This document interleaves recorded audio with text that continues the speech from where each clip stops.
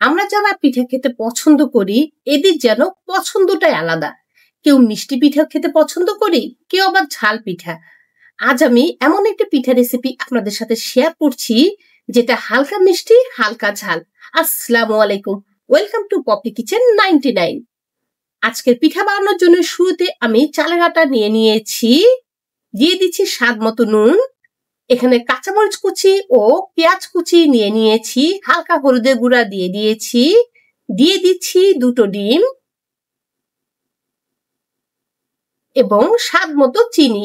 আমি আগেই বলছি আমি এটা হালকা মিষ্টি করব, এজন্য খুব বেশি চিনি এখানে আমি দিচ্ছি না।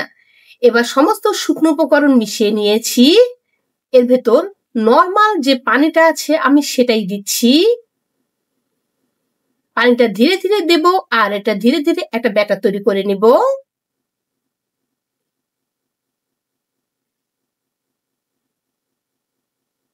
আমি এটা হাত দিয়ে মেখে নিচ্ছি, কেননা চামচ দিয়ে নাড়তে আমার খুব অসুবিধা হচ্ছিল।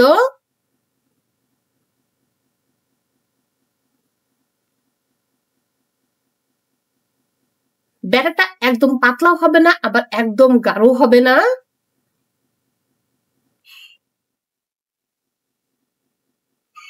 এটা একদম রেডি। আমি চামচ দিয়ে দেখিয়ে দিচ্ছি। এদিকে আমি তেল গরম হতে দিয়েছিলাম, সেখানে 1 চামচ করে ব্যাটার দিয়ে দিচ্ছি।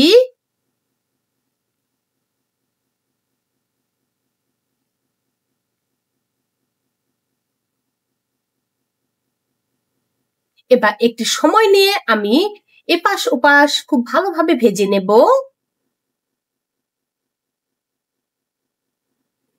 আমার বেশ কিছু পিঠা ভাজা হয়েছে, একইভাবে আমি বাকি পিঠাগুলো ভেজে নিচ্ছি।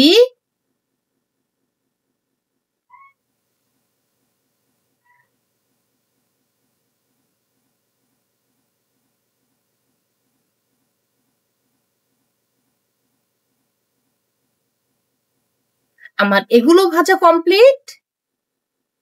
আর কিছুক্ষণের মধ্যে এগুলো আমি উঠিয়ে নিয়ে পরিবেশন করছি। একদম রেডি হয়ে গেল আমাদের হালকা মিষ্টি এবং ঝাল ঝাল স্বাদের ডিম পিঠা। আশা করি আজকের রেসিপিটি আপনাদের ভালো লেগেছে। ভালো লেগে থাকলে চ্যানেলের সঙ্গে থাকবেন আর ভিডিওটি বেশি বেশি করে শেয়ার করবেন।